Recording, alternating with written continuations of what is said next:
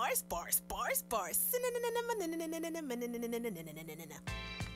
Live from the Windy C Radio studio in the shops at Iverson, this is the Balancing Act Radio Show, hosted by AJ Throwback, only on WindyCRadio.com, the Windy C Radio app, Facebook Live and YouTube Live on the Windy C Radio pages, and of course, it's all powered by GoWin.media.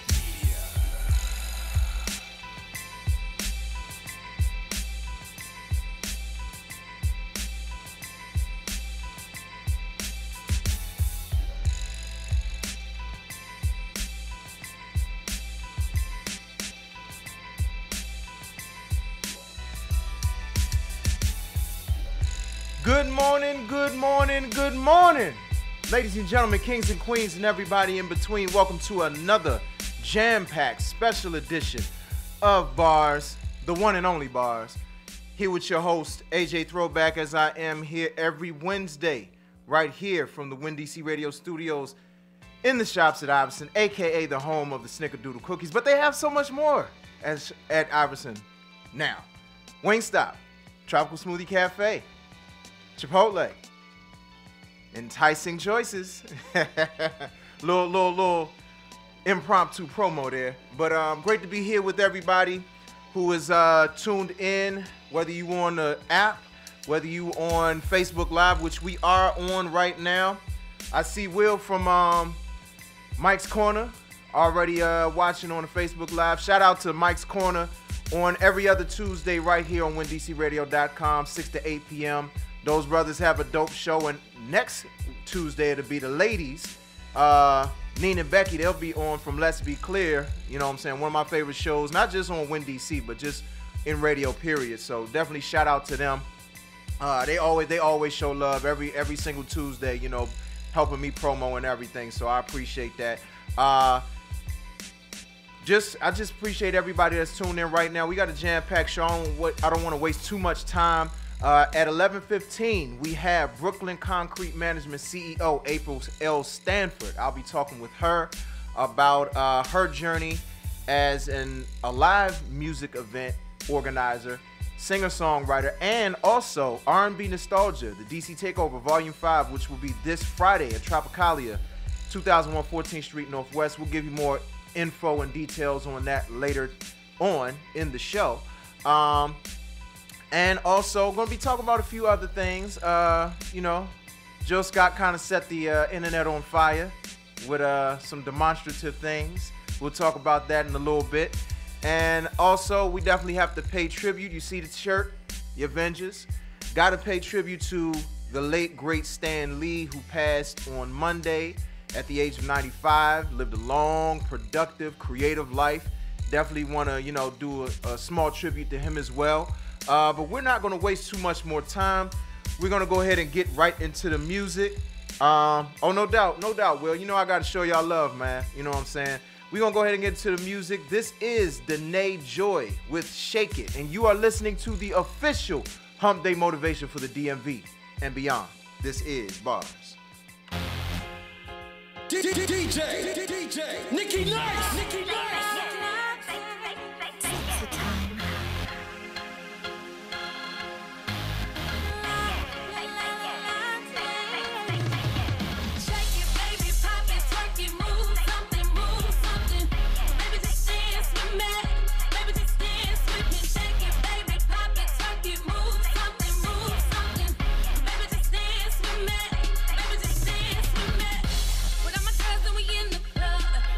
We don't give a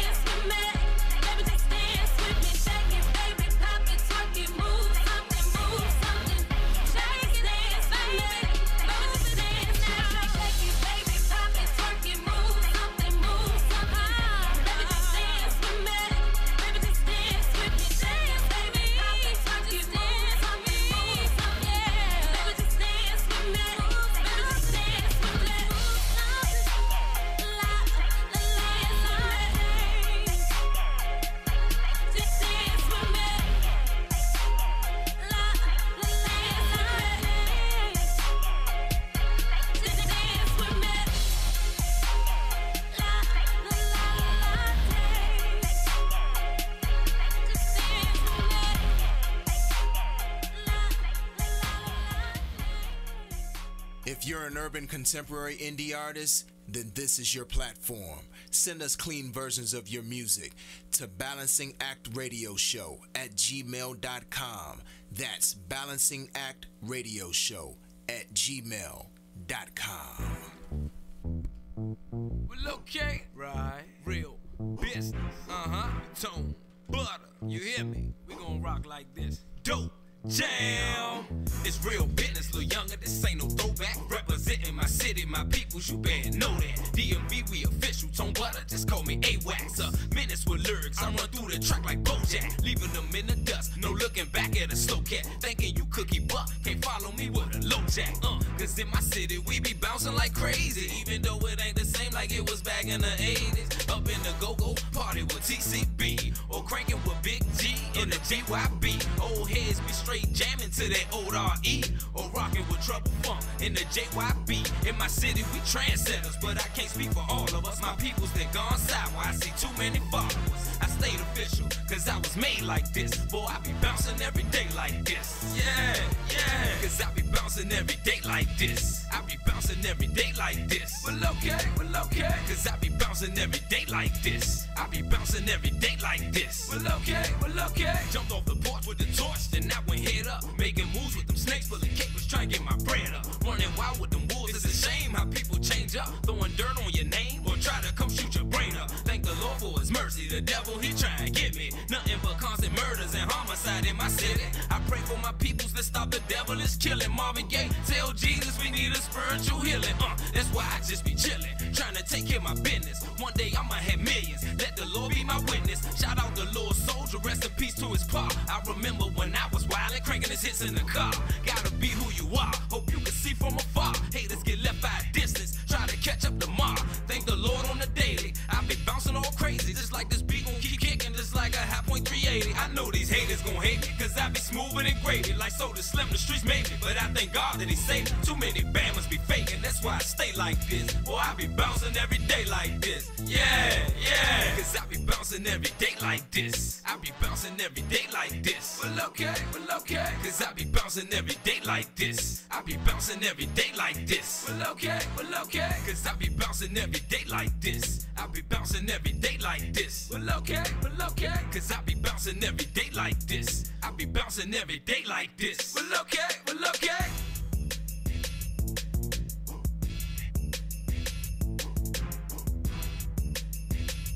Welcome back to the Balancing Act Radio Show, hosted by AJ Throwback, only on WinDCRadio.com and the WinDC Radio app, powered by GoWin.media.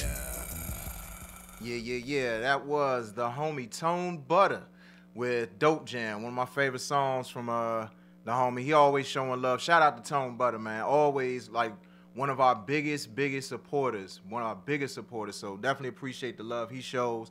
And starting off the set, we had Danae Joy with Shake It. Gotta shout out everybody in the live that's appearing. The Mrs. is in the building. The Mrs., I gotta send her a special shout out because she's lent a lot of help to the segment that we're gonna be talking about Jill Scott a little later on. So I definitely gotta show her some love. I see my Aunt Marie in the building. Hey, Aunt Marie. Shamika, what's going on, Shamika? Carolyn, I see you. Cousin Coolin. Appreciate you tuning in. Appreciate everybody that's tuned in right now.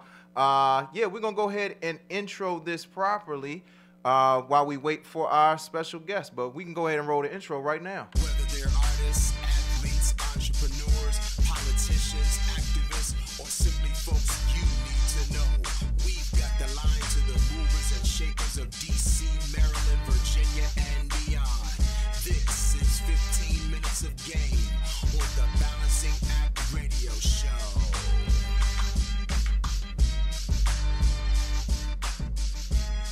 So as advertised, our special guest for today is calling.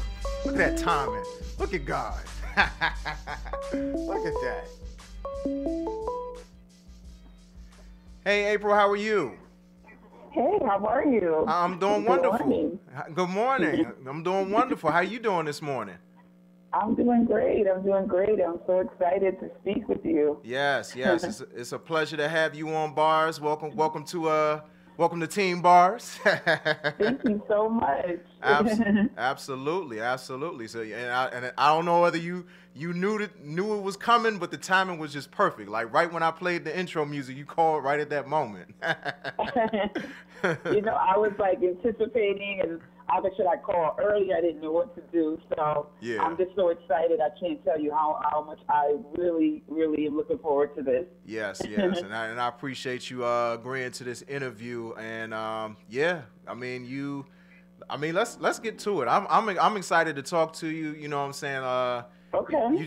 You have a very very layered background, but I want to start with you as a creative. As a singer, as a songwriter, like I wanted to dig into like your background in terms of like your influences, like who got you into, because I know R&B is like one of like, I guess I think it's safe to say it's your love, you know what I'm saying, and it's one of those things that I wanted to just kind of dig into, like who got you into loving it, like was it something like your parents got you into, and like some of your influences coming up as a vocalist, as a songwriter. Okay. Well, it's crazy. People say that I'm a hybrid because, I kind of wear a lot of different hats. But music has always been my first love. I would say that my first introduction to music and knowing that that was something that I wanted to do was from my dad as well as my grandmother. My grandmother was a gospel singer, and she was touring with some of the Shirley Caesars and Dottie Peoples and people like that. Wow. And so I grew up in a very musical family, and my father was a singer, but he didn't really focus on it as much. He was more of a musician. He played the saxophone and played instruments, and he wrote a little bit too. He dabbled in that, but one thing was that I grew up listening to music. Like, our parents had the old, if you remember the old, a record player, a hi-fi they called it. Yeah. And it would be like a stack of records on top of the record player. And, I was like really super young, and like nobody had a record player like that when I was coming up. Yeah. But my father, kept his up and maintained it because he just loved hearing, vinyl. He wanted to hear music that way. And so I grew up listening to the Nina Simones, and I grew up, listening to, a lot of jazz artists like Nancy Wilson and, the Patti LaBelle's and the Stylistics and all of the greats, the Four Tops, the Temptations, all that stuff. I grew up listening to, everything, because they played everything from jazz to Motown, to gospel. I mean, literally everything was played in the house, even classical music. So there was constant music, on all the time. Yeah. I think a lot of us that have a love for R&B, even though like we love it, we came up like kind of influenced by several different genres. So I can definitely relate to that story there, and the whole thing with the record players and all the different just influences. So that's an amazing background that you have. Amazing. Yeah, you know what? It was really funny because I noticed growing up that a lot of my friends that wanted to do music, they really didn't study music, and I think what really helped me, being that I came from a musical family, and my father really introduced me, to live music. He also owned, started branching out, and he owned restaurants and bar lounges and stuff like that around New York City and then also in New Jersey. And so that was another thing. There was, it was like a DJ and a jukebox and a record player. Like I was just constantly around music. And, he would do events. He would do like live music events. And I think that kind of, it kind of expanded, for that to be my dream as well. Yeah. But it was so funny that you talk to a lot of artists, and surprisingly, they don't know a lot about like the history of music. Like they don't know like the ins and the outs, and which really surprises me, because I study music even now all the time. No, I don't have a record player, but I'm constantly listening to music. I'm constantly, trying to introduce myself to new music styles or artists that are doing different things, besides R&B, alternative soul, neo soul, even reggae, like, ska, all these different things that I also love. So I'm always constantly looking at those things, and I try to encourage that with artists, like, know what it comes from, know the foundation of it, because it's helpful to you as you branch out and you become more creative, because you kind of have those influences. Agreed. We're like-minded in that way, in terms of like just like digging into things and like doing the research and knowing as much as you possibly can about music, and then also the business of music. And that's kind of what I wanted to get into with you. You kind of teed it up in what you just said, but I wanted you to talk specifically about like making the transition. Well, actually, before we even get there, in terms of wearing the singer-songwriter hat, like how has that experience been for you? And then kind of talk about making the transition, not necessarily transition, because I feel like that's still a part of what you do, but like expanding it. I guess that's the best way to put it. Expanding your reach beyond the creative side to more of like the event organizing, the business side of everything, and then like Brooklyn Concrete, kind of explain like where that name came from. Okay. Basically, what happened with me is that I went through a very hard time with music, being that even though my parents exposed me to a lot of music, they really wanted me, and my grandmother really wanted me to kind of go into that gospel lane. They wanted me to sing gospel music, and I did. And I always loved gospel music. As we all started in the church. I mean, that's really kind of where my first performances were, in the church. Obviously, when you're talking to a lot of R&B artists, and obviously anything else, like it starts there. Yeah. But yeah, I went through a bad ordeal with being just really anxious and excited to kind of get out there. And I was really young, and my parents weren't really supporting the R&B thing at first. They were just like, yeah, you listen to it, we really want you to do gospel. And so it got me into a situation where I wound up signing on with a management team, and I didn't really know what I was getting myself into, because I was young. I didn't know the business. I just know I wanted to perform, and there's a lot that goes with it. It's so many different components than just having good music or being a performer. And even though it was hard, it was devastating, because that situation kind of, opened me up to wanting to really help artists, because I realized that artists just don't know, and they trust what somebody says to them, and you would hope that you could do that. But, in this business, unfortunately, there are some people that will say that they're going to do something, or they'll portray a certain side, and then you find out once you're already deep into that thing that it's not anything like that. Yeah. And so, it was a learning lesson for me, and moving forward, I wanted to always help artists. I knew that even though I was an artist myself, I definitely wanted to do that. And I got resistance from some of my family, and also very close friends. They were just like, why don't you just focus on your music? Why are you trying to help artists? Just worry about yourself as an artist. I'm also an actor, female actor or actress as well. And, I was kind of, dabbling into different things. And like I said, with my dad being involved in events, I knew that's what I wanted to do. And, my dad sat down with me one time with my grandmother, and they were just like, if this is what you want to do, then do it. If you want to wear multiple hats, then go for it. And it was very difficult in the very beginning, because I didn't have the initial support, from even some of the other artists. They were just like, are you doing shows now? So that was kind of weird. They're like, what are you doing? But I knew that I could do those things. I knew I could be a songwriter, and I'm also a poet. I also wanted to help artists and put together quality events, where people can walk away and be like, wow, every artist that was on that lineup, like, it was like, really refreshing. But sometimes you go to shows and you're there to see who you're there to see, and then everyone that goes on before that is not really as talented, and so you're just like, oh, okay. But I want people to have that real experience, like with music, the way that I have that experience, like how I felt growing up as a kid, and being introduced to all these different artists, and how it made how it affected me. And so I want to have a similar effect with my people that come out and support my events, to have that experience. And so that's kind of how it led to it. I'm originally from Brooklyn, And so I was just kind of like when you talk to somebody from Brooklyn, no matter where they move to or where they are, it's kind of like they're always from Brooklyn. So I kind of always felt like, I wanted to make sure that that was a component of what my company name is, Brooklyn Concrete.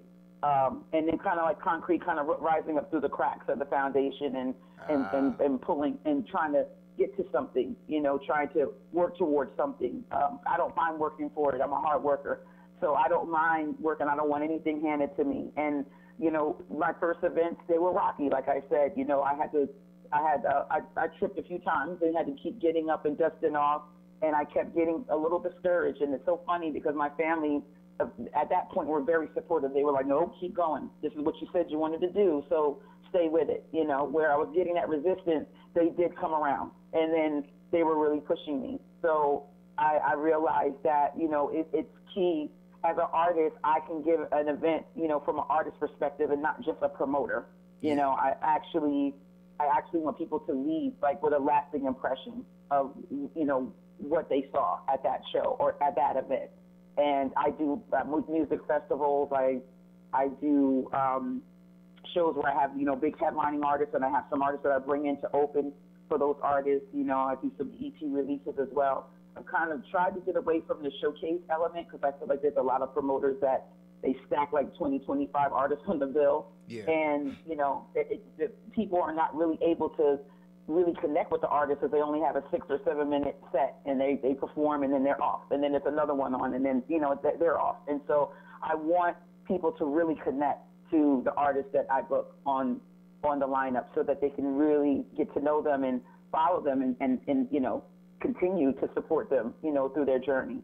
Yeah, I think that's from a lot of events that I've been to, whether it's been R&B driven or singer driven, it's been rapper driven, no matter what the format or the platform was. I think what you said something that was very key about like the difference between, it's almost the same thing as the difference between being in a class of 25, 30 people versus being in a class where it's like 10 to 15 people. It's like Perfect analogy. Like you can focus more when there are less people because like you said, you can connect. And that's important to me as a spectator, that a lot of times, like, you'll forget somebody out of those 20 to 25 people, artists that are performing at those showcases where they kind of stack them on top of each other and they only have, like you said, 6 to 7 minutes to perform. But if somebody has a 15-minute set, they're more memorable. And that's, as I approach the whole thing of, teeing up R&B nostalgia, I think that was the thing that I appreciated the most going to, I guess it was Volume 3 in July. And it was Volume 3. Yeah. And so that's the thing that I appreciated the most about that show. Each and every last one of those artists, I was able to connect with. I was able to enjoy their music and then follow them once the show was over. Because a lot of times, like you go to these shows, you're not, unless somebody jumps off the page, you're not necessarily going to follow them. But that's the thing. And I wanted to point out something you and I talked about in our conversation on Instagram, where you said, I study artists and really research them. I screen and listen to all music relating to the artists I would like to book. Like, that level of detail and meticulousness, I mean, you just don't see that at a lot of events. And I feel like that's what really sets you apart from everybody else that, other shows I've been to, even some of the bigger venues. Saying that. Yeah, and I mean, I think you're definitely on to something with, how you do shows. And I mean, you really are laying a blueprint down for how to do it. So, I think it's really important that, and I have artists tell me all the time, they're like, wow, you really listen to my music. I said, yeah, sure I did. And I'll get on the, I'll get on the call with them or in their management, we'll do a 3-word call or meet them in person, and I'll go through their songs and I'll even quote like some of the things that are in their songs. Say, I don't work with a lot of rappers. Obviously, I work with primarily singers, but they're blown away by that. I'm just like, well, of course I listen to your music. That's why I know I would love for you to be a part of my event. Mm-hmm. And You know, they're just like, when nobody's ever said that to me, they just, you know, tell me they know I'm an artist. They don't mention, you know, that they like my music or they heard my music. They just want me to perform. And I was like, no, you know, like, again, it has to be an open experience, not only for the people attending, but it needs to be a good experience for the artists themselves. You know, if this is, when you sign up to be an artist, or you decide that this is what you're going to make that commitment to do, it's a lot to, you know, to get into it. It's a lot, you know, it's a lot of time spent, a lot of money. You know, it's an investment. You really have to invest in yourself. If you really want to be great at what you do and you want people to notice, it's going to take a lot of time and money. Yeah. A lot of your personal funds too, because you don't have that, you know, silent investor or, you know, personal banker that's going to be like, hey, I'm just going to put this bill for you. You know, a lot of times when these artists get out here, they're doing everything on their own dime. You know, they're booking their own studio sessions, and they're paying for it, and they're paying for producers, and everything is coming from them. So, you know, if you really want it to be quality, you're going to have to really put that time into it. So I feel like, you know, for other artists, be it I am a fellow artist, and people say, well, you think like an artist all the time. Well, I am an artist. So I don't take offense to somebody saying that to me, but at the same time, I want it to be a great experience for them, because then they're excited about the event. You know, the people that are there are, you know, are really enjoying every artist that gets up there. And at the end of the night, I feel like, okay, I've, you know, mission accomplished. This is what I wanted. You know, everybody that was involved, they walked away and they enjoyed what you know, the experience of it all. Yeah, yeah. One of the things I wanted to ask you about in the midst of all of that was because I mean, like you said, you've done a lot of different events, festivals, and things of that nature. But the R&B nostalgia, this particular platform, you kind of alluded to it earlier in terms of like just wanting to, I guess, give the audience that same feeling that you had, you know, growing up, falling in love with music and things like that. Talk a little bit about why the R&B Nostalgia platform, you know, what sets that apart from all of the different platforms that you've organized, you've created, you've produced. Well, I will say, like, when I first started out, I was trying to link music to like literary events. Like I would work with, you know, because I'm a writer as well, like, you know, and I would have poets or, you know, novelists come out, and I would try to pair that with music. Because if you look at entertainment, everything pairs with music. Even when you go to the NBA All-Star Weekend or Super Bowl or whatever event is going on, even with sports, it links up with music. Everything does. You know what I mean? So I was trying to make that initial connection.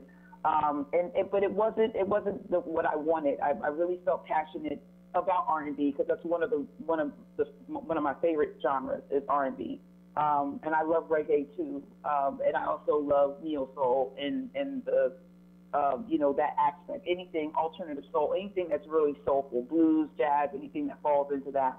And so I wanted to put together an event that would really push that genre.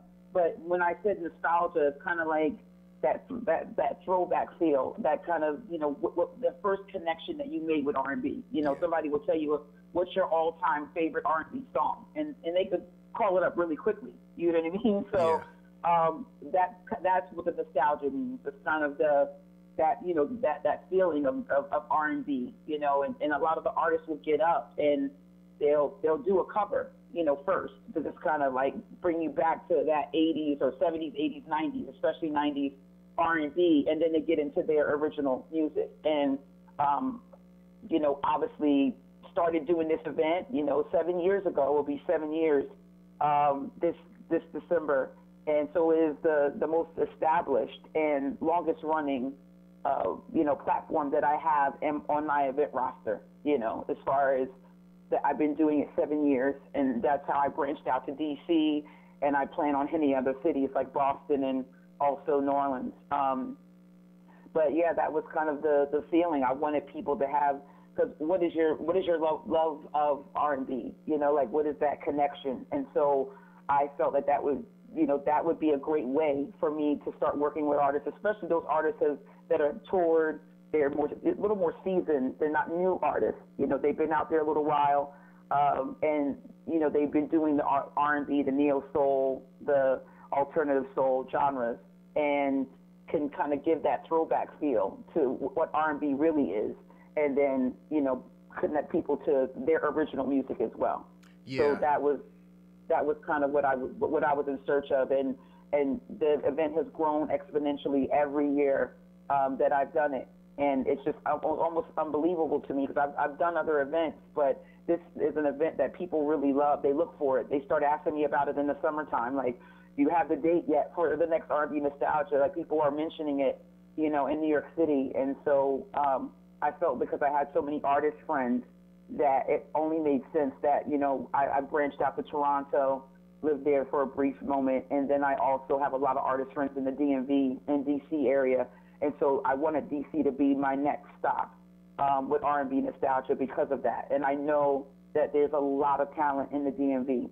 And I definitely wanted to be a part of that, and also give artists the opportunity to come and perform in New York City, and New York City artists go to the DMV and perform. Mm-hmm. So I wanted to actually kind of make that, you know, that happen as well. That was very important to me to be able to do that. So if you notice on every lineup that I've had after the first one was all artists from the DMV, primarily DC. The second event that I did in DC, there was one artist on the lineup from New York City, and then, you know, with three, the R&B Nostalgia, you know, the DC takeover. The third one that you came to in July, the Silent Celeb, she was from, very good friend of mine as well. She actually is from New York City. Right. And so, and the last one, the same thing. I had Eli Groves. He was actually from New York City, and this time around I have Lavelle. He's actually from New York City. Yeah. So I try to make sure that I have at least one artist from New York City on the lineup to kind of branch that and be able to give opportunities to artists to move out of their area and be able to come to New York or go to, you know, DC and have a different experience and try to connect with that audience there. Yeah, and I think that's the thing that I, you know, with you talking about expanding, even beyond New York and DC, and I think you said Boston and New Orleans. It gives, I like the fact, I really love the fact that, like, it gives the opportunity for a lot of these artists that you feature on this platform to branch out and start developing fan bases in different cities, because a lot of times people, they get comfortable in those bubbles of where they're from, but in order to really get that exposure and really, you know, expand their brand even more, they have to, you know, they have to go to these different cities in order to really, you know, make even more impact than they are in their own city. I mean, you definitely need to impact in your own city, but right. It's you really have to move around too. Exactly. You gotta move around. Exactly. You know, you can't. And I've had artists tell me that, like, they're like, every single venue in New York City I've performed at, and I want more. I want to. You know, I'm grateful that I've you know, been able to amass a following with a lot of people that are from New York, and people have, you know, tagged me, you know, and shared me with, you know, people from other cities, and that's great. But I want to be able to actually go and connect with those audiences in Philly, you know, in DC, you know, in Baltimore, like go you know, go straight down the East Coast, and also, you know, to LA and you know, Atlanta. Like this. There's so many stops, you know, that artists have to make, and I think that some of them do. They get complacent, they get comfortable, and they want to just stay in where they're at, you know, because that's easier, you know. And in a sense, it's harder. It's kind of a little daunting to some artists when they have to think about, oh wow, well, suppose I go to this different city and they're not really digging me. Suppose they don't really like me. So it was like, well, at least if I stay home, I know that, you know, people appreciate what I'm doing here. So sometimes it's fear, you know, to expand. I had the same experience, you know, even though I know a lot of artists in DC, you know, and also in Toronto. I was afraid, you know, because I was just like, well, I'm based in New York, like I'm an outsider. How am I going to go to another city, you know, and you know, get the same reaction or the same, you know, respect? I don't know if they're going to look at me as a straight outsider and be like, well, she's not even from here. I'm not doing a show with her, or I'm not coming to that show. Yeah. I, you know, was kind of falling into that same trap that I think artists fall into. And I was like, no, the same way that you wanted to, you know, build your brand in New York City, the same way you have to, you know, it would take work. But if people see that you're putting, you know, together something of quality, they'll come around. It may take longer, it may, but you know, like I'm not afraid to put in the work. So, you know, just go for it. And I did. And literally, my first event in D.C., I did like a jam session right before, a couple weeks before, and the amount of people that showed up and that were supporting me and promised me they would be at that first show in March, and I had like, you know, 110, 120 people that showed up. I couldn't believe it. Wow. For my very first show in D.C., you know, not as a performer, but as an actual event. And it was crazy. I went out there a week before, and I was selling tickets, and I was running around because I really didn't know what the reaction would be. And I was pleasantly surprised. By the second event, I couldn't even use or utilize the venue that I was at anymore. I had outgrown it. Mm-hmm. So I had to you know, call out to some other venues and try to see where I could move quickly, because this venue is too small for me now. Yeah. And that was not something that I was thinking. I was thinking more of, in a year or two, that would be my problem. I would have to find another venue, not after the second show. Yeah. So it just goes, it's a great problem to have. Yes, it is. And I guess you should never, I'm very humble, so I try not to underestimate things, but at the same time, I don't take it for granted. You know, I appreciate the fact that people, you know, notice what I'm doing, and they want to be a part of it. They want to attend. They want to support. They want to perform. You know, I'm very grateful to have that. I see it as a blessing. So, you know, to know that after my second show, like, I'm literally looking for a new venue already. Yeah. You know, I can't tell you, you know, the feeling that I had. I was like really overwhelmed by that, you know, the emotions that were running. I was just like, wow, okay, this is what I got to do now. Yeah. And I literally have been already reaching out to the venue where I'm at now, and they were, you know, thinking about it. They don't do a lot of R&B events, but that was something they were interested in. And, you know, I've seen a lot of different, you know, reggae and dance hall and even some hip-hop events there, but a lot of jazz events at Tropicalia. Mm-hmm. And they were like, you know what, like, let's do it. And it just so happened it lined up around that time. You know, it's just like people will say that God will put people and experiences around you, you know, in his time. And literally, like, it was when they reached out to me and said, you know, we're ready to do this R&B event, like, when would you like to come and do an event? It was around the same time, and I was like, oh my goodness, now what venue am I going to go with now? Yeah. And it just matched up. It just linked up perfectly. And I've been at Tropicalia, shout out to them. They've been so supportive of what I'm doing in D.C., and I'm really grateful for that. Yeah, that's I mean, that's an amazing story, just of expanding so quickly. I mean, but that's the thing, when you have the right energy, that energy just, mm-hmm. you know, like the energy from other people, especially when you've been doing it as long as you've been doing it, it's one of those things that just comes naturally. It's like you said, you know, God will put certain people in certain situations right in your lap, you know, just when you least expect it, or when you just speak it out there and you put it out there. So, I mean, just right. knowing that, like, you started off with an impressive number for your first show, and then after your second one, you had to expand. I mean, it just goes, it's a testament to your brand, you know. Yeah, I mean, 10 years. I've been doing this 10 years. This past April was my 10th anniversary year. And again, it's hard for me to really take it all in, because I remember when I was first starting out and trying to get 50 people to come to an event was a lot, you know, and actually getting people's attention and be like, hey, I'm trying to do this, you know, I'd love for you to be a part of it. And like I said, it wasn't received as well as I had hoped it would be. But people were just like, why are you doing it? You know, so I look back on those times, and I'm so glad I didn't stop, you know, because I did get a lot of discouragement along the way. But it kind of, I think when I finally hit that 5th year, 5 years ago, is when I felt like it was a clear turning point in as far as me doing events, I could definitely, I felt like, okay, like I could see that there was definitely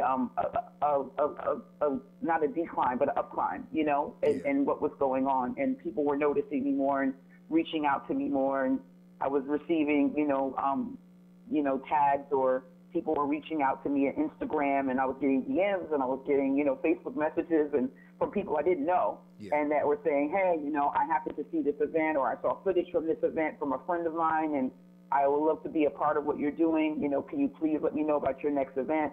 And I, again, it started out with just a few of those, and then it went to a couple hundred of those that I was receiving, on a daily basis. And again, to kind of go back to, moving to helping DMV artists, I feel like DMV artists are also in that kind of that they trapped and they want to get out. Like, okay, I've performed all around the DMV area. Where do I go from here? And they desperately want to come to New York so bad. And there are people here that will offer opportunities to them, but I don't think it's always the fairest of opportunities. I feel like they want them to, sell a lot of tickets or whatever the situation is, and they're not able to do that because they're not from New York.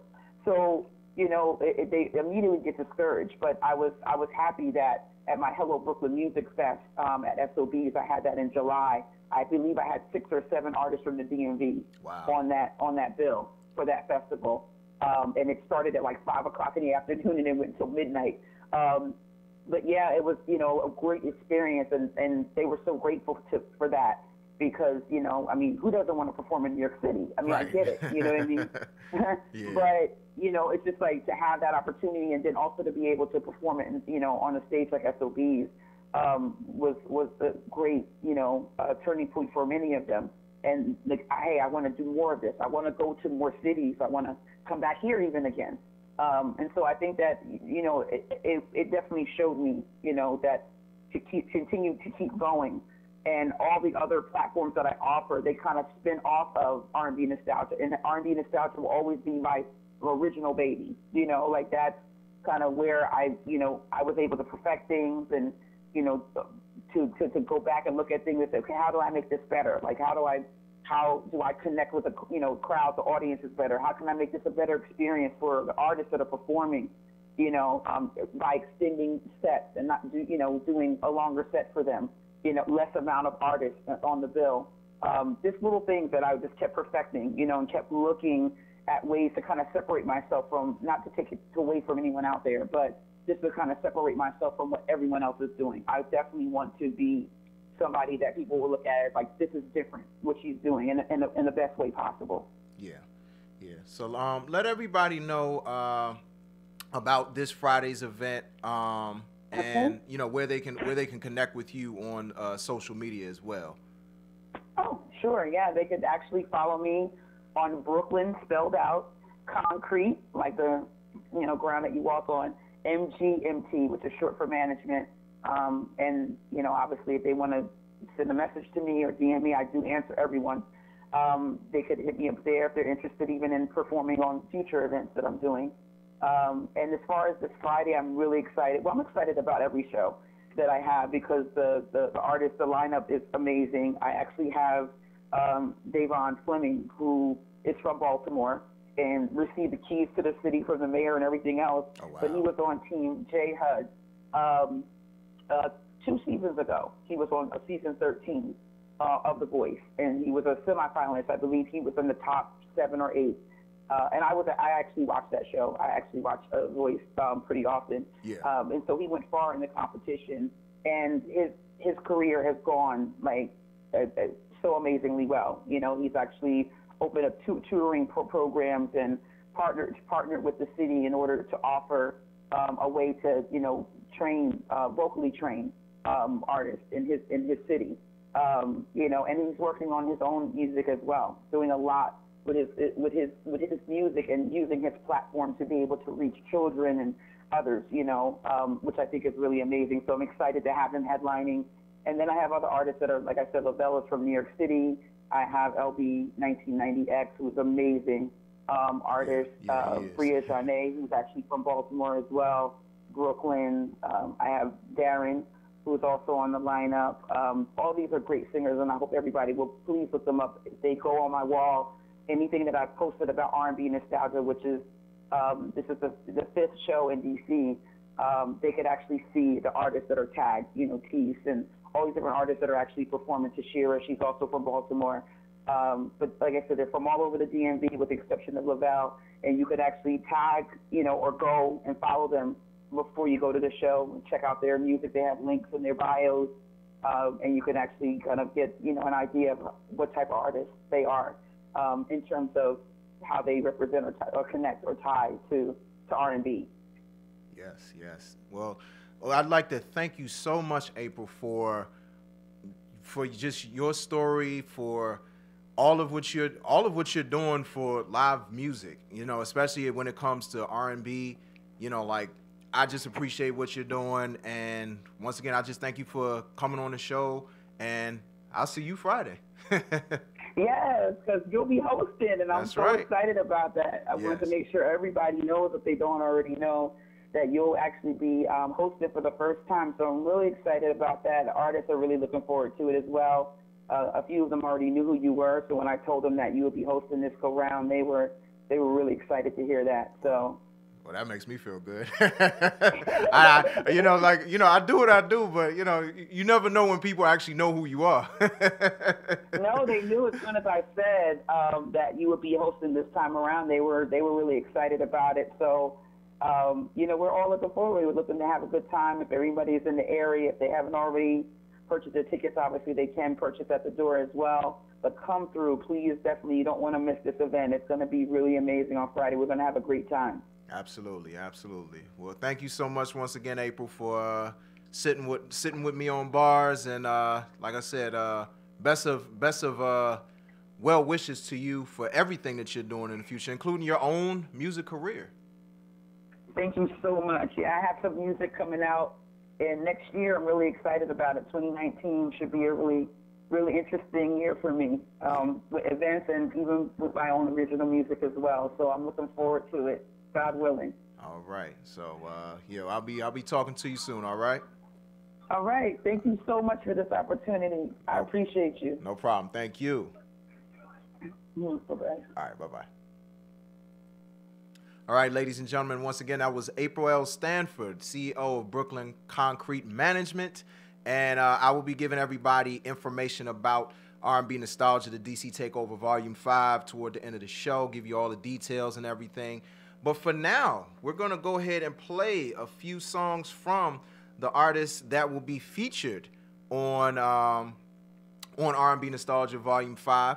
And also, we're going to go get into our Fish Grease Pick of the Week, and then we're going to take a break and come back, talk some Jill Scott. We got to talk about that. So let's get into this first track. This is Tashira with Fall Alone. This is her brand new single. And you are listening to the official Hump Day Motivation for the DMV and beyond. This is Bars.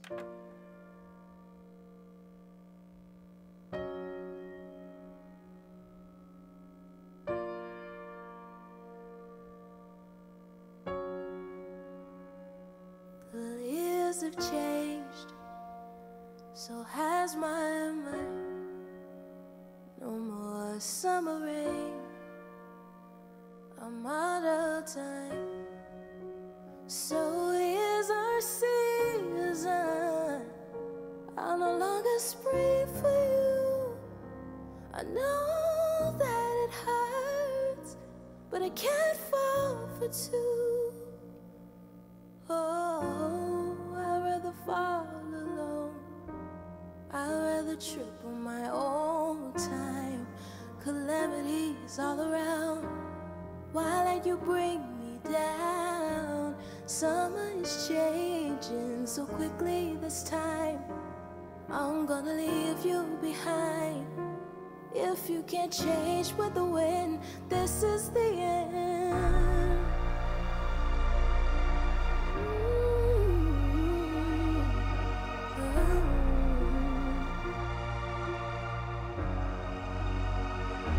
I see more clear once the storm is past.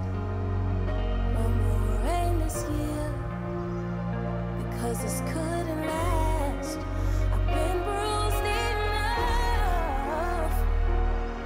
you played for your love.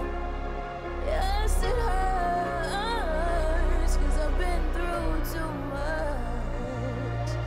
Oh, I'd rather fall alone. I'd rather trip on my own time. Calamities all around. Why let you bring me down? Summer is changing so quickly this time. I'm gonna leave you behind. If you can't change with the wind, this is the end. I was so blind at the time, you were on my mind. Was it a crime at the drive of your diamond? Only to carry the weight of a lie. Crushed when I realized. Crushed when I realized. I'd rather fall alone. I'd rather trip on my own time. Calamities all around.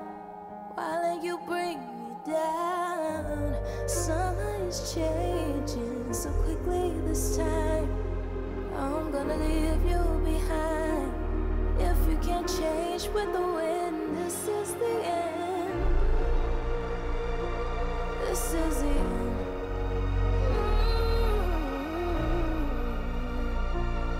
This is the end.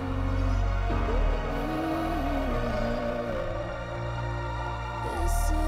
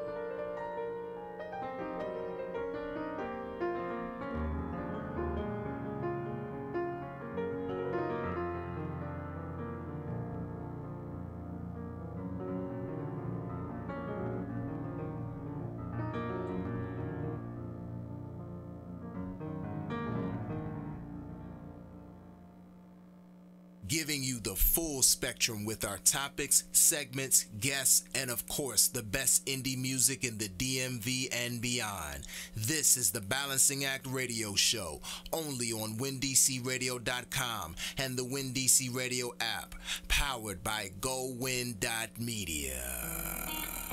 Yeah.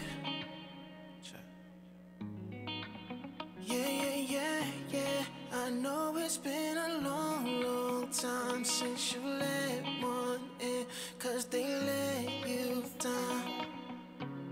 I know it's been a long time since you let one in, 'cause they let you down. Yeah, they let you.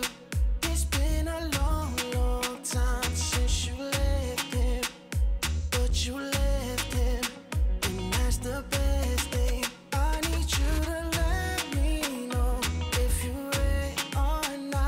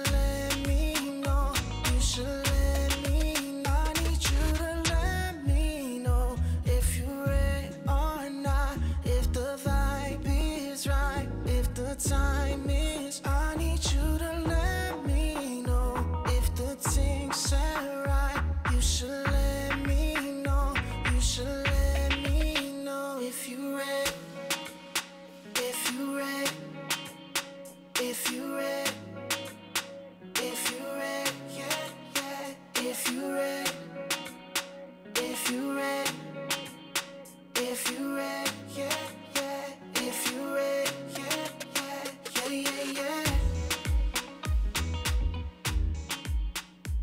yeah. You hear this spot right here?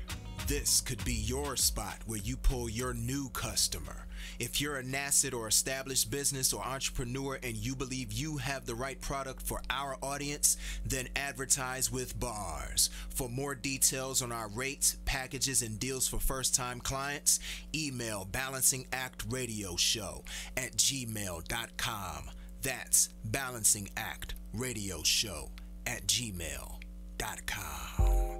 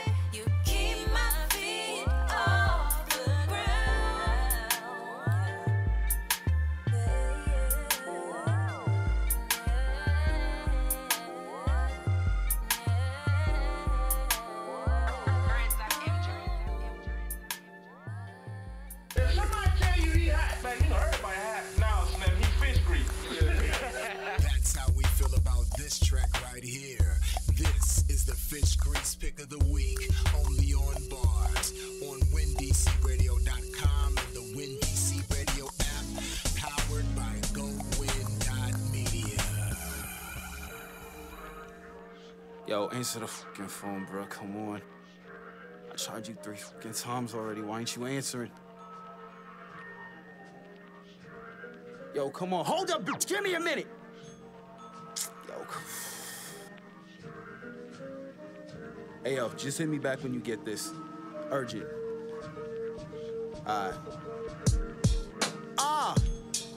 Wake up early in the morning, stressing while I'm sweating. A splash of vinaigrette and 2 silhouettes starts descending. My bed's a welcome mat and all these bitches wanna get in. Split a Zanny, share a Zanny, kiss a Zanny, where's the Zanny?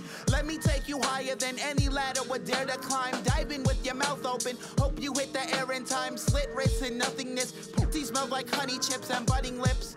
High as hell, my clientele, we take a trip, we ride these rails. We been in this fucking house for 3 days. It's kinda hard to hide the smell of ashes in my carpet. Egg yolks and dead folks is all up in my starlet. We been dancing in this room, a orchid to a scarlet. The homie told me put the coat behind your teeth and chew on it just like a clump of orbit. Drugs were in the Bible, that Leviticus. Cocaine for the pretty bitch with wide hips and perky toots. A upper for a downer, exchanging while we tongue kiss. Take it all in through the face and let my lungs get a hit. Bro, you gotta be fucking kidding me. This is Stanley picking the fucking phone up. Hey, man, I said put the cocaine inside the rubber duck, man. Come on, man. Wait, who the fuck is this, man? Yo. Yeah, I said I have it when I fucking have it, alright? Chirp, chirp, nigga, what you need? I got pounds of the tree that you can get for cheap.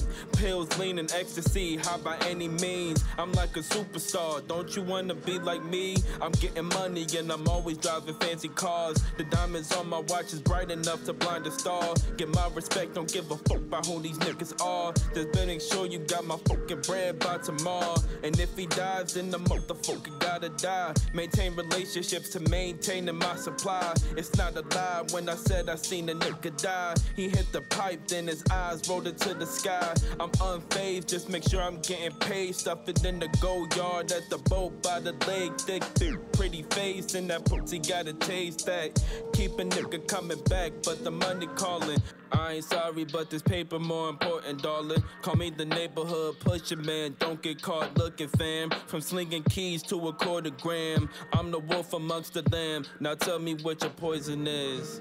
We don't want that shit round here, bruh. We don't play that shit round here, bruh. All my drugs come straight from Nigeria. We don't want your shit round here, bruh. And I thought he said drugs, drugs. More topics, more segments, more music means more bars after this. WinDC Radio brings to you the app. Yes, the app is now available on your Google Play and your App Store on your iPhone or your Android. Any of your pads that you might be using, be it if it's an iPad, iPad Mini, or if you have a Samsung Note, doesn't matter what you have, any mobile device, you can get the app so you can listen where you're at to WinDC Radio. The Shops at Iverson is now undergoing a transformation, creating a mixed-use center where the community can come together to eat, shop, relax, and feel connected. The Shops at Iverson is a 600 KSF mixed-use property consisting of retail and office space now available. Located inside the Beltway on Branch Avenue, Maryland, just minutes from downtown D.C. It's an exciting time at the Shops at Iverson. Several beautiful renovation projects are ongoing, transforming the Shops at Iverson into the new safe community hub. DMV, get ready to enjoy the new food court. Opening late spring, early summer, featuring new restaurants like Chipotle, Quickway Hibachi, Tropical Smoothie, Wingstop, and free Wi-Fi. The Shops at Iverson, the original home of the world-famous Snickerdoodle cookies, is completing several cosmetic improvements to the mall interior, facade, and parking garage. The Shops at Iverson is the new home of Go Win Media, comprised of the DMV's premier internet radio stations, Go Radio Live and WinDC Radio. For updates and more details, check out shopiverson.com. That's shopiverson.com. Foreplay the Orgasm Show. I am your host, Hot Toddy, along with the Turn Up team, Miss Lolly and Showtime. Foreplay the Orgasm Show is each and every Tuesday night from 8 to 10, bringing you the sexy slow jams with very adult interactive conversation, only on WinDC Radio.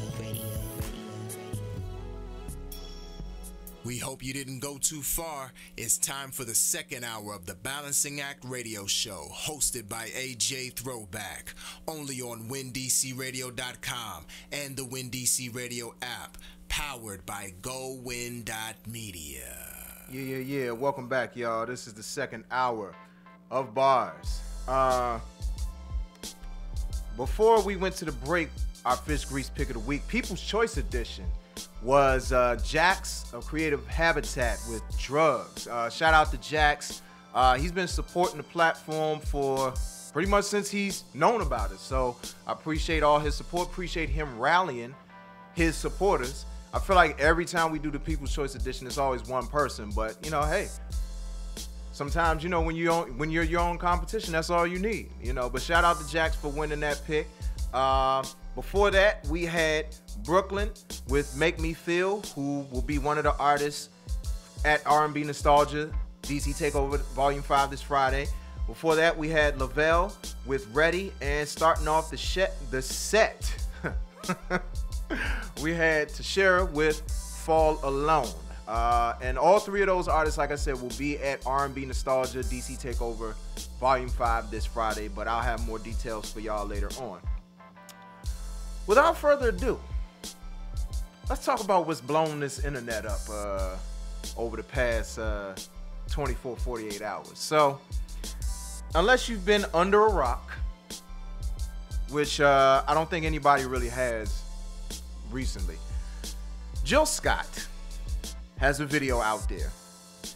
And it's a very demonstrative video. She's doing a live performance of probably one of my favorite songs of hers, period, but definitely one of my favorite songs from The Real Thing, Words and Sounds Volume 3, album she put out in 2007, called Crown Royal. And, you know, Crown Royal, if you've listened to the lyrics, it's a pretty suggestive song. But Jill Scott took it to another level and did some extra performances and amplified the words to the song even more by doing some hand gestures, some particular hand gestures, and using her microphone as a prop. And so this whole performance had the internet going nuts, sent it in a tizzy. And there have been a range of emotions and reactions to the whole thing, from high-fiving to people shocked as if they didn't know Jill Scott was capable of talking about or doing things like this. And even some people that are very appalled, that are saying, you know, she's stooping low, feeling like maybe she's using this to make herself relevant. But here's my thing for the people who are acting so shocked.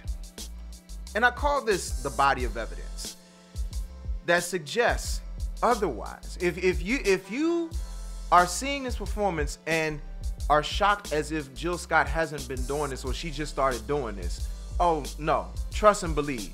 She's not new to this. She's true to this. And so the body of evidence starts off as such. So, number one, going back to her days of doing spoken word poetry back in Philly and her performances of her songs early on in her career, Jill Scott has been known for doing this. This is not something that just came about like literally, I don't know. I don't even know when that performance was specifically. But it's like I said, it's not new. This has been a part of her live shows for a very long time. B, or number two, I feel like, I think, I was watching Home Alone and I think it was Buzz. He did that.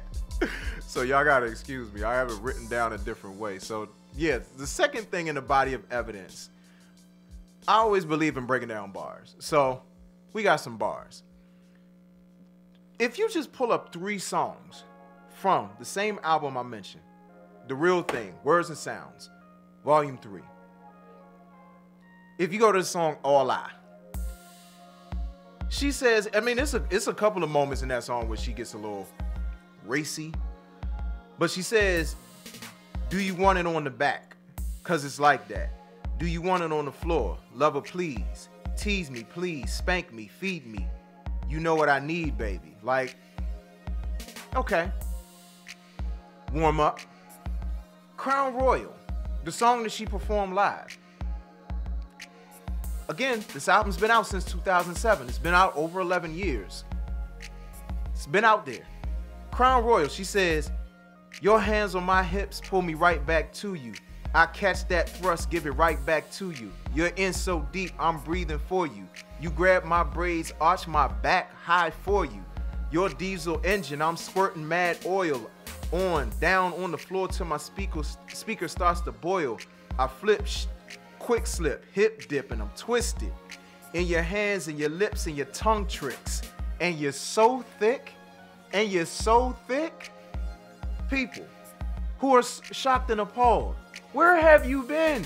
2007, 11 years ago. And that's not even the beginning of her career. That's 3 albums in. But still, you've had time to catch up, y'all. But arguably on that same par, maybe even worse, depending on who you ask, is Epiphany. Needed me some pleasing. John looking real fat. Laid back was his foreplay. All that was needed some of that. Started simple, massaging on my temples, pinching on my mountain peaks. That assisted into. I responded, you like the sound, I like making it more. I fell for the rockin' shore. Enough he brought it close so I could really see. Up close he slid between my breasts, sweaty with lust and sweat. Rode Mount St. Scott till, ooh-hoo. Creamy lava landed on my skin and neck. Blended with my all-day Chanel scent. This freaking was incredulent, decadent.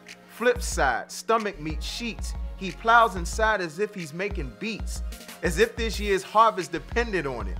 Bending on it. Back on my back, old-fashioned is renewed. Red toenail polish on white walls.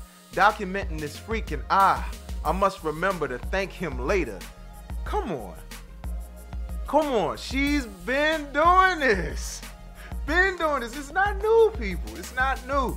But my third point in the body of evidence, and this is just me, being an observant person as I am, and I'm usually never wrong about these things.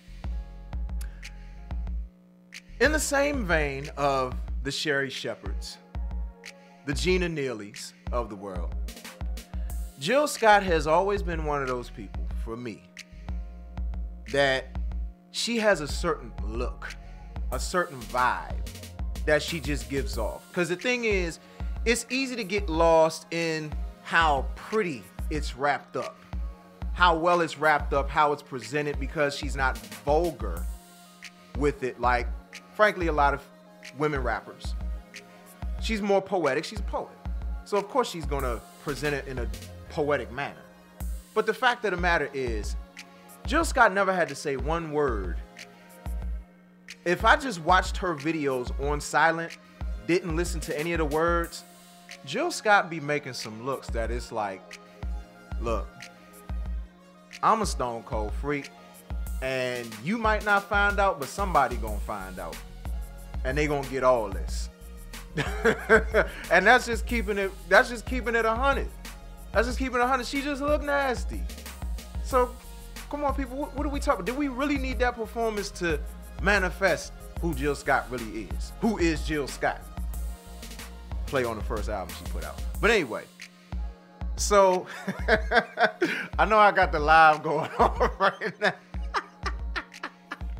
I know I got everybody going on right now, but I mean, look, I'm just keeping it real. I mean, you know, it's part entertainment, but it also opens up some conversations about women and sexuality, and also men and their uncomfortability with women and their sexuality. Because there were a lot of men who felt the need to say certain comments to really diffuse the situation. So once again, I gotta thank the Mrs. for helping out with this particular segment, because she gave me a lot of jewels and gems and things to point out to bolster this whole conversation. So there were a couple of screenshots that she shared with me of guys who had comments, and I don't want to necessarily name them by name, but one guy said, "A big rabid and violent broad stimulating sex on stage. Whoopee.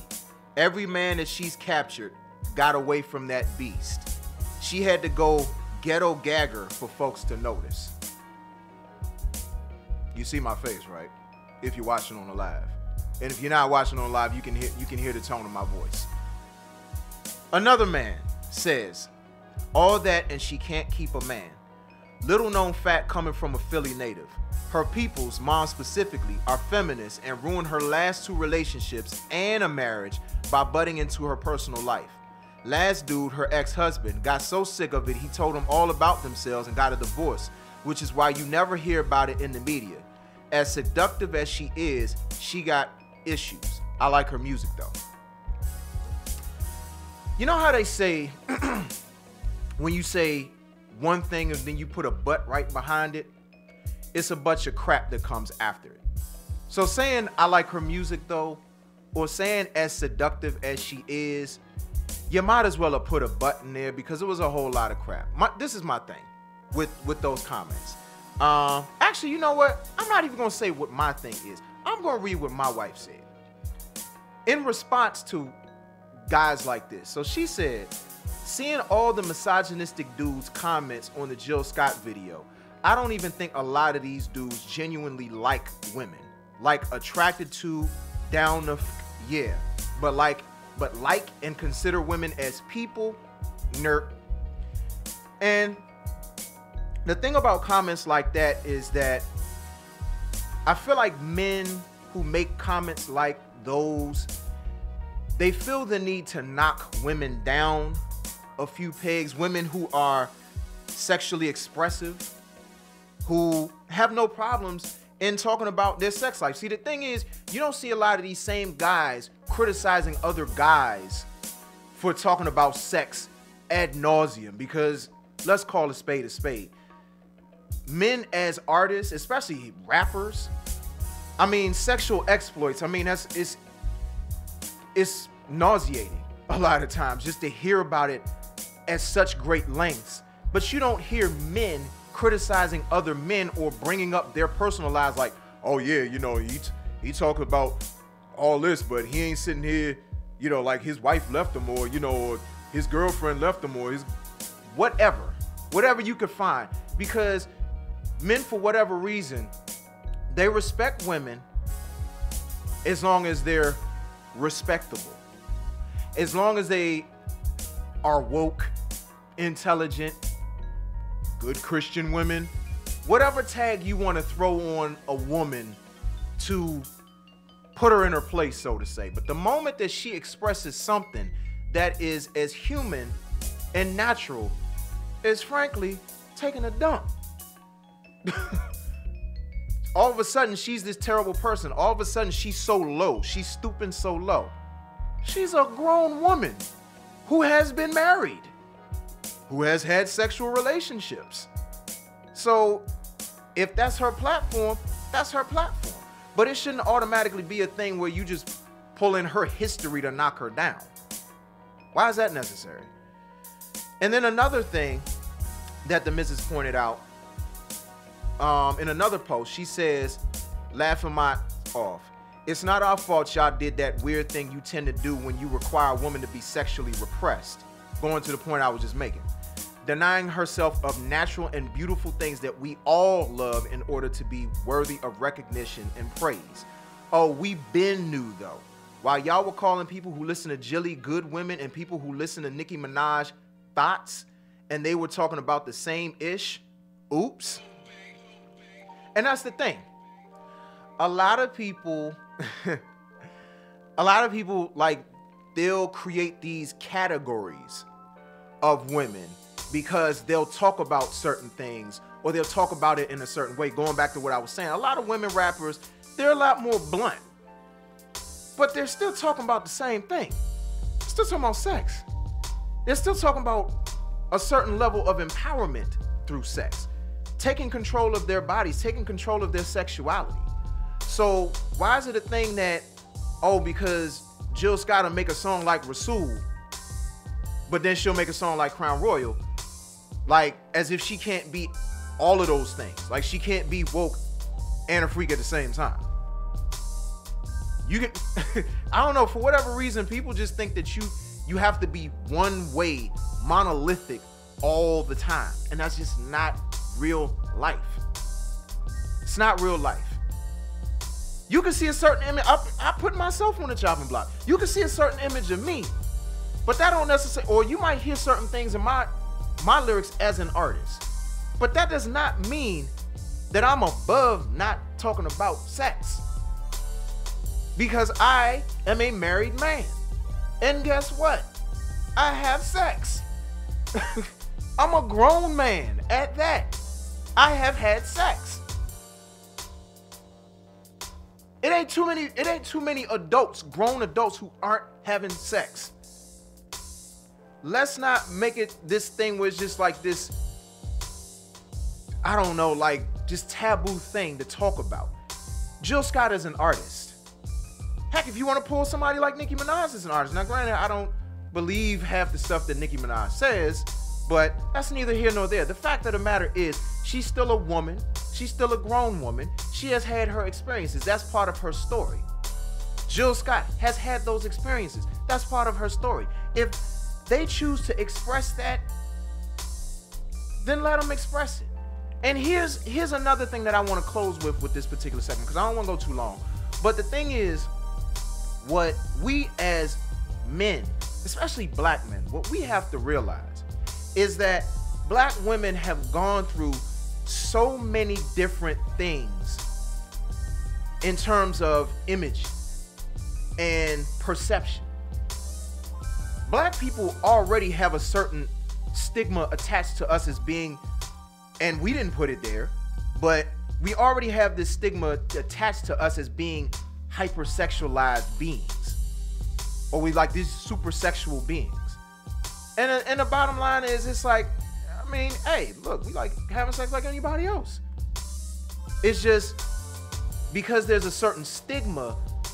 Many of us in our own community, we believe that, oh, we gotta be hush hush. We can't express our sexuality because Massa might have a problem with it, or this person might have a problem with it, or that person might have a problem with it. Look, you grown, we grown.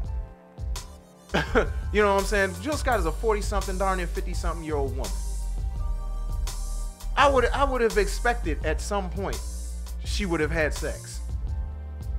You know, but really, when it comes down to it, the point that I was really making about the black woman is that we have to, as black men, we have to stop shaming black women who aren't afraid to talk about a subject like sex.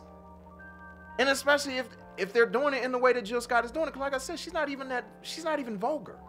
She does it in a poetic way, but even if she were, that's her prerogative. That's her prerogative. That's her business. Now, granted, she want to put her business out there, fine, but that's her business. But men do it all the time. Why is there that double standard? And frankly, us as black men, when we try to police our women and how they express themselves, what makes us different than our oppressors? We're doing the same thing they did to us, if I'm being honest. They came from a particular vantage point of being repressed with their sexuality, and that's why they do a lot of the things that they do. That's why they've done a lot of the things that they've done. Yeah, we can have this conversation and make it historical. You know what I'm saying? But at the end of the day, because I don't want to be too long-winded about it, at the end of the day, let that woman rock. It's not that big of a deal. Look, and it's really not a big of a deal because she's been doing it. This isn't new. This isn't something desperate to try to get attention. Jill Scott has plenty of fans, plenty of attention, plenty of sales, plenty of love out there that she doesn't need to make it a ploy for attention. And you know what? I'm gonna close with her own words. Jill Scott said, I believe this was on her Twitter, she said, "Hi, I sing/act out all kinds of stories. You should come, spelled C-U-M, to my shows. After a Jill Scott show, most people get splendidly laid by whoever they came with. Hashtag if they don't F it up. Hashtag stop fronting, you suck too. They also usually go on to happier, more productive, focused, wealthy lives."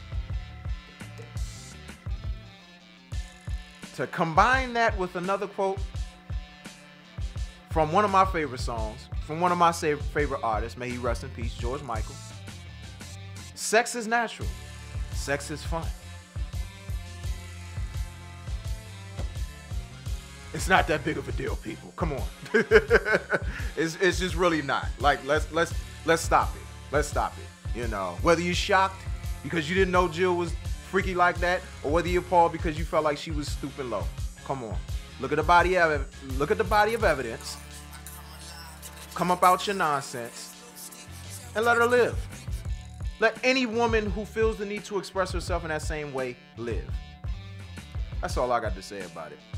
I know I may have, if anybody may watch this replay or anybody watching now, some people may get get rubbed the wrong way. Some people might celebrate what I said, but at the bottom line, it's all about freedom. There's power in owning your sexuality. And I've always respected Jill Scott and any woman who owns her sexuality. Like, it does not, as a man, it does not intimidate me. As a man, I am not threatened. When a woman owns any bit of her power, no matter whether it's sexual, whether it's intellectual, whether it's spiritual, no matter what it is, that's your power. Own it. You were given that power. Own it. Don't be afraid of it. Don't be repressed by it. Own it. And men, stop being afraid. What the quote, one of my favorite rappers, what you eat don't make me That's your business, boo. But you know, that's one of my TV girlfriends, so I expect nothing less from her. But anyway, let's get back to the music, y'all. Let's get back to the music before I get cut off or something. Anyway, yeah, let's keep it rolling. This is family right here. I'm excited to play this track right here. This is the homie Coast with Entertainment off of his EP Seasons. And you are listening to the official Hump Day motivation for the DMV and beyond. This is Bars.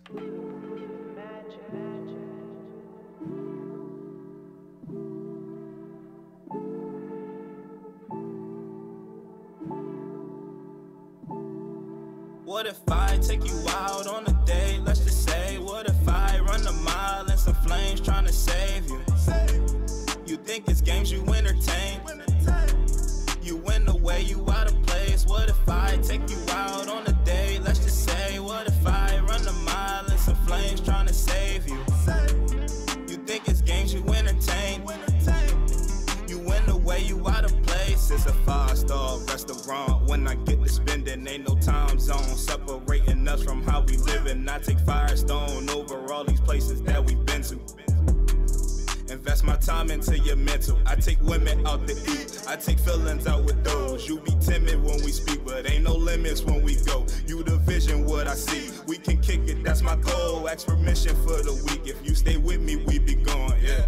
I won't cross the line if you need assistance. Taking all your time, trying to make decisions. I'm trying to show you there's a difference in my mission. I'm trying to show you there's deliverance in these scriptures. What if I take you out on a day? Let's just say, what if I run a mile in some flames trying to save you? You think it's games you entertain? You win the way you out of place. What if I take you out on a day? Let's just say, what if I run a mile in some flames trying to save you? You think it's games you entertain?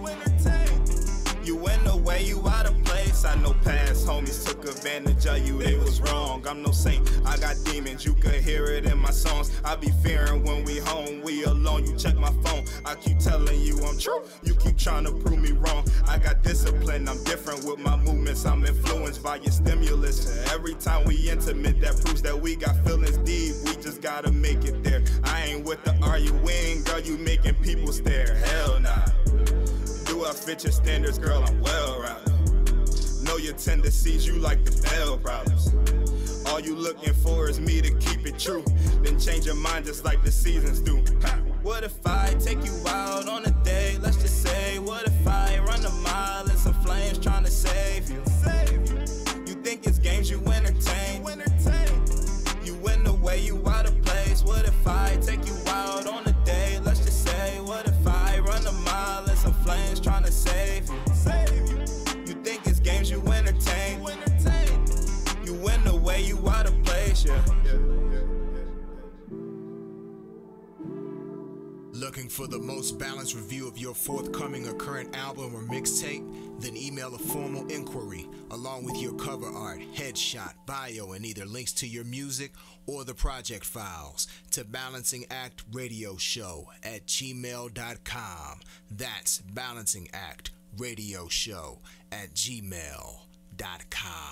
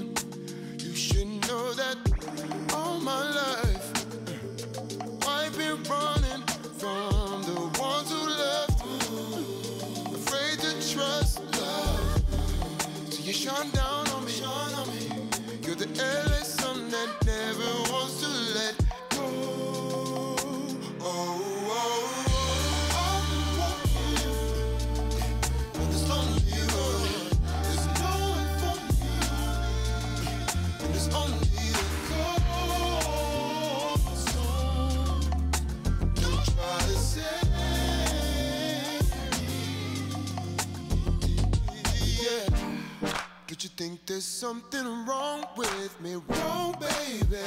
I cannot cry anymore. No. Tears rolling back on their own. Only know how to be in control. My emotional, but I know that you keep holding on. Can't look you in the eye. 'Cause this is the part where I break your heart. Never meant to be, oh, never meant to be in your reality. I've been walking, yeah, in this lonely road. There's no one for me, and there's only the ghost. Don't try to save me. Oh, oh, oh.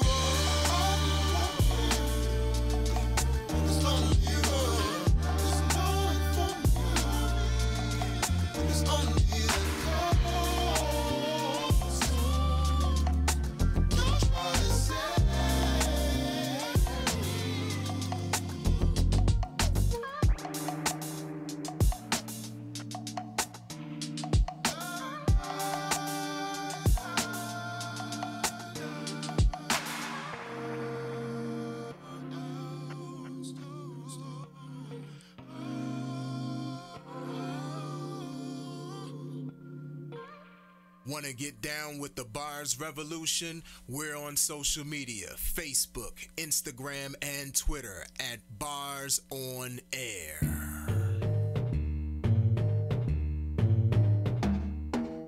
Champions are born, we not made. Grinding hard work, dues get paid.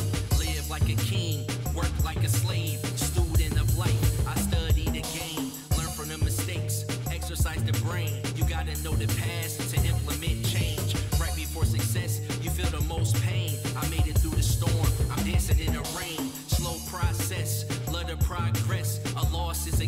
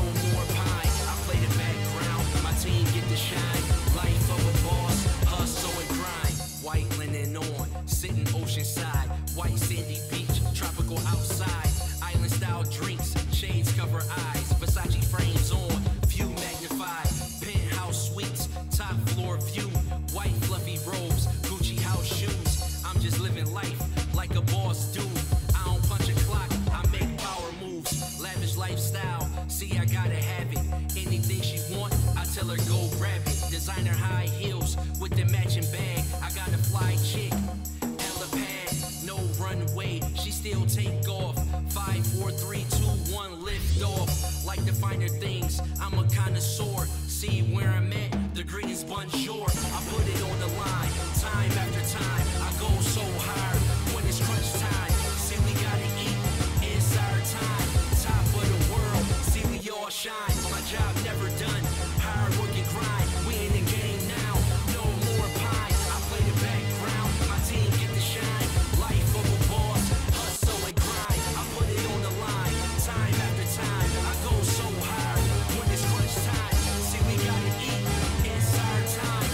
Top of the world, see, we all shine. My job never done, hard work and grind. We in the game now, no more pie. I play the background, my team get the shine. Life of a boss, hustle and grind. Hustle and grind, hustle and grind, hustle and grind. Life of a boss, hustle and grind, hustle and grind, hustle and grind.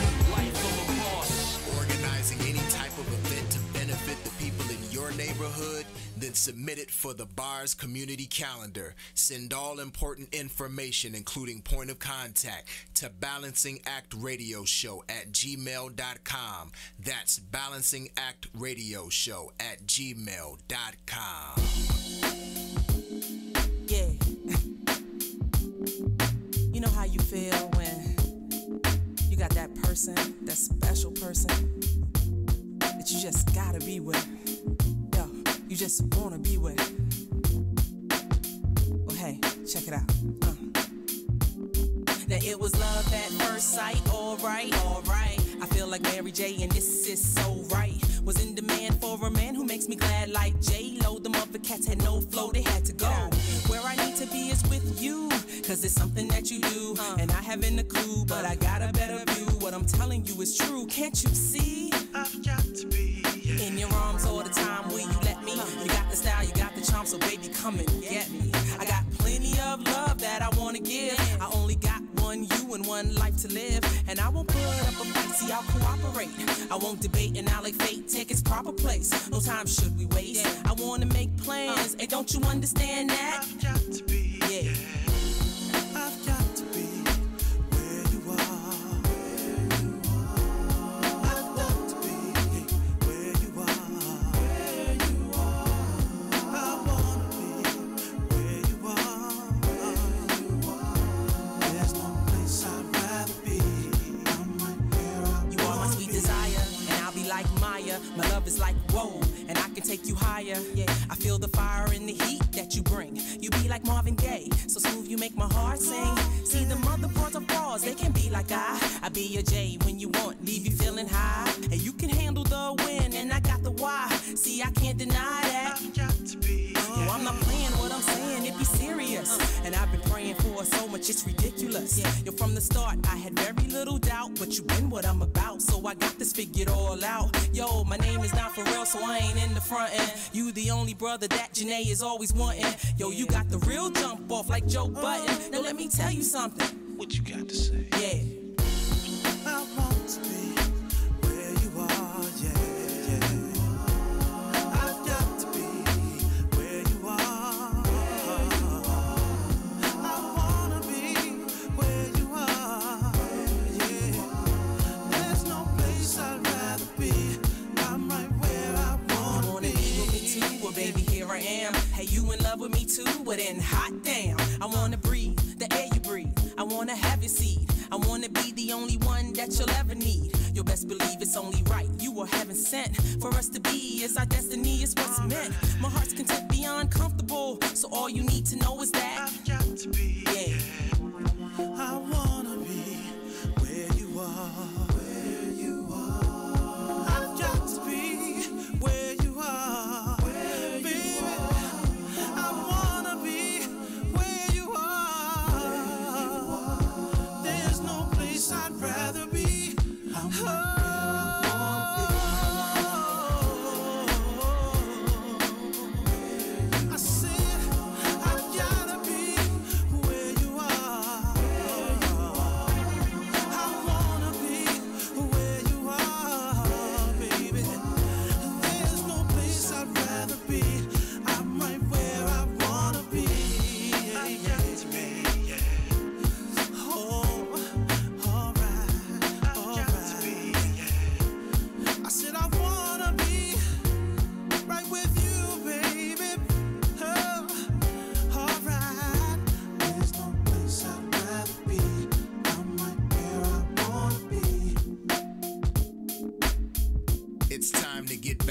AJ Throwback and Bars. Only on WinDCRadio.com and the WinDC Radio app. Powered by GoWin.media. Yeah. Welcome back to Bars. About to close up in a few. What you just heard was Janae featuring Bruce Gardner with Where You Are, Smooth Tip. Shout out to Janae. She's been supporting the show since she's found out about us. And, always got to support our homegrown, you know what I mean? Before that, we had Narcissist, a song I ain't played in a while. I had to show my man some love with Life of a Boss. Before that, we had Jeremy Jones with Road, and starting off the set, we had Coast with Entertainment. I wanted to definitely make sure I give some birthday shout outs before we get into the community calendar. Bear with me 1 second.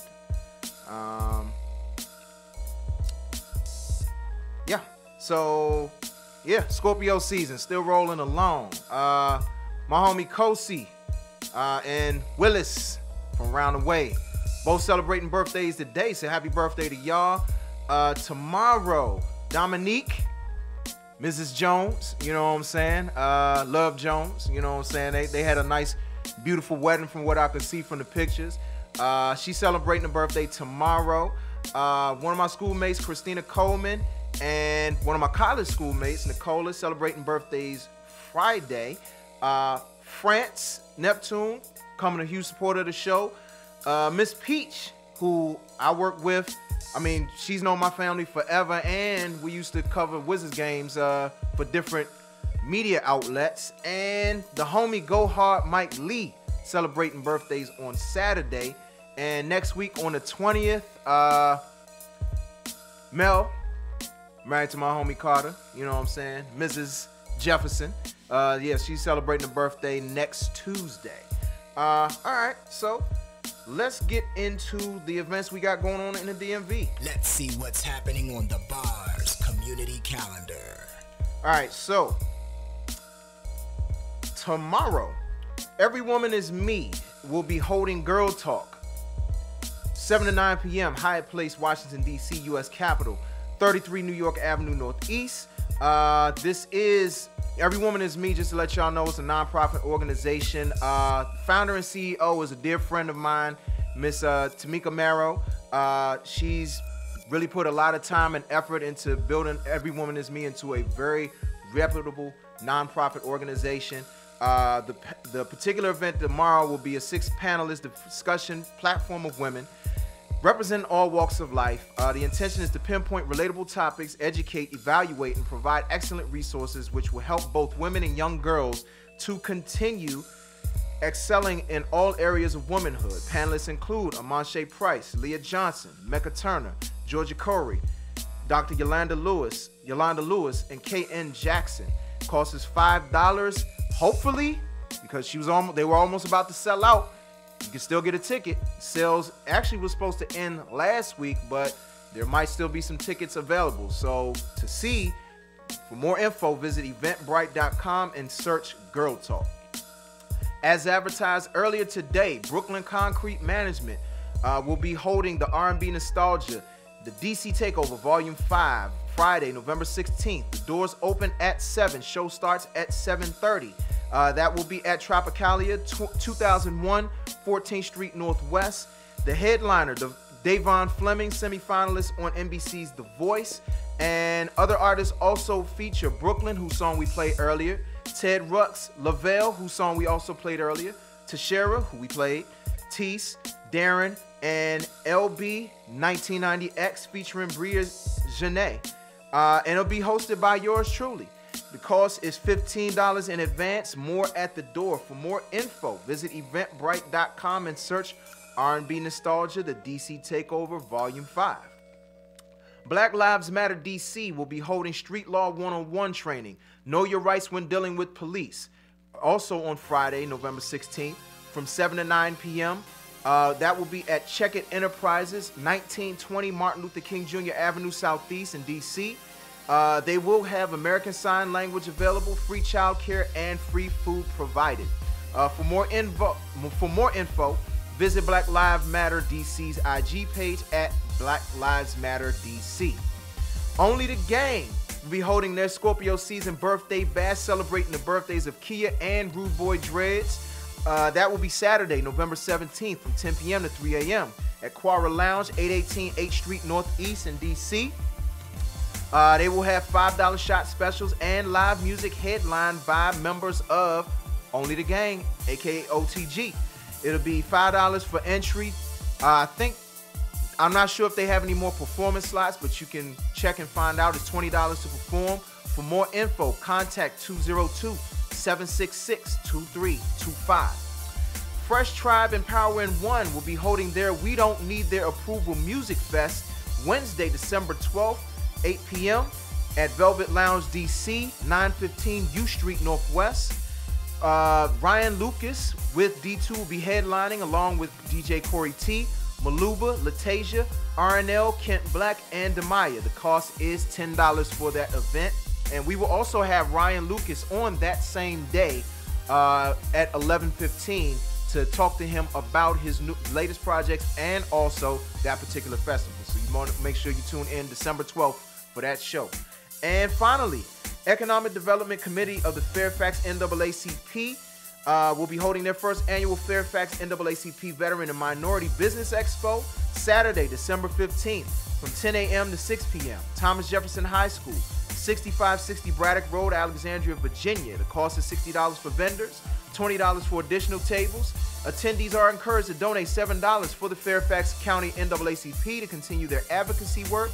For more info, contact Nikki Zimmerman at 571-309-2621 or email veterans@fairfaxnaacp.org or economicdev@fairfaxnaacp.org. And let's close out with this right here. Words of wisdom to get you through the rest of your week.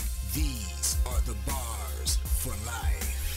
All right, so I didn't really get to do the Stan Lee tribute that I wanted to do, but I think this is probably the best way that I can close out this show is with a Stan Lee quote. But before I do, I just want to definitely send my condolences out to his family, all of his friends, fans, supporters, everybody who's ever loved anything that Stan Lee has touched. This man was a great influence on not just the comic book world, but the entertainment world. He definitely was one of my biggest influences, somebody coming up, drawing, wanting to do my own comic books and everything.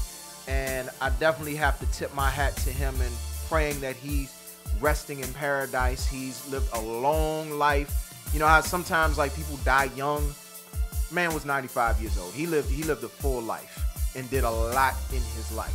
So in a Washington Post article, he said, "I used to be embarrassed because I was just a comic book writer while other people were building bridges or going on to medical careers. And then I began to realize entertainment is one of the most important things in people's lives. Without it, they might go off the deep end. I feel that if you're able to entertain people, you're doing a good thing." And I know for me, that is a very relatable quote because I have been gifted to do a lot of different things. A lot of people have tried to get me to be in different arenas, but at the end of the day, I know that entertainment is the arena that I feel the most comfortable in, and there's nothing to be ashamed about it. If you're in entertainment, whether you're a comic book artist, whether you're a movie producer or a movie creator, an actor, a rapper, a singer, no matter what it is, and I think it fits right into the conversation because we've had a lot of entertainment-driven conversation today. I think whatever your shot is, you shoot it. You know what I'm saying? Whatever your gift is, whatever your God-given talent is, you do it. And you don't worry about whether or not, oh, well, my friends are lawyers, or my friends are doctors, or my friends are doing this, or my friends are teachers. They're doing more important things. When, if you've been gifted with a certain talent, it's important because God gave it to you. And it's really that simple for me. And I'm sure Stan Lee felt the same exact way. That, yeah, he could sit there and try to do what his friends were doing, but they weren't he wasn't gifted with what they were gifted with, and they weren't gifted with what he was gifted with. So at the end of the day, you just have to live your truth, and it's important because you matter. I say that a lot, but we matter. No matter what we're doing, no matter what field we're in, we matter. And it's important work. So, once again, you know, RIP to Stan Lee, a legend on so many different levels. A huge reason why I wore this shirt today. I was thinking about, like, what shirt am I going to wear? You know, I seen Reese Waters get up DC. He had on Spider-Man shirt. I was like, dang, I should have got a Spider-Man shirt. But then I remember, hey, I got an Avengers shirt. So this is my way of paying tribute. Like I said, I wanted to do more, but I felt like that was the best way to do it, to close out with his words, to encourage everybody else out there. So, yeah, that's how we going to close out. Later today, we got Different Mind Radio Show, 6 to 8 p.m. and Grind Season Radio from 8 to 10 p.m. right here on WinDCRadio.com and the WinDC Radio app, powered, of course, by GoWin.media. I appreciate everybody who tuned in today. Thank you so much for all of your support, for sharing, for commenting, for participating in the conversation, for giving feedback. Also, definitely got to make sure I shout out April L. Stanford, Brooklyn Concrete Management. And make sure, again, y'all show up, R&B Nostalgia, DC Takeover Volume 5. I will be hosting. Hello. But I appreciate, you know, her coming on and telling her story. What an amazing story she has, and an encouraging story. And I definitely can relate to, and I hope a lot of you all could too as well. We're going to close out the show with this final track. This is Chanel Sosa with Breathe. And make sure y'all tune in next week. I have my business coach coming in. I've been waiting for this interview for a very long time. That is none other than Miss Yvonne Rivers, a.k.a. Phoebe, of American Dream Business Institute, Phoebe Marketing Group. She'll be coming on talking about being your own boss, being an entrepreneur. A lot of gems that's going to be next week. So, like I said, I'm closing out with this. See y'all next week. Y'all have an incredibly great week. Finish out the week strong, and I'll see y'all next week. Peace, y'all.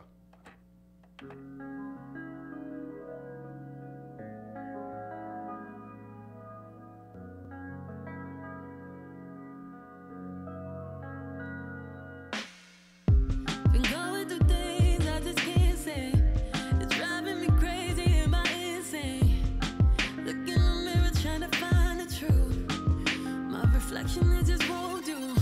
Keep telling myself I'll be okay, but this feeling inside, it just won't change.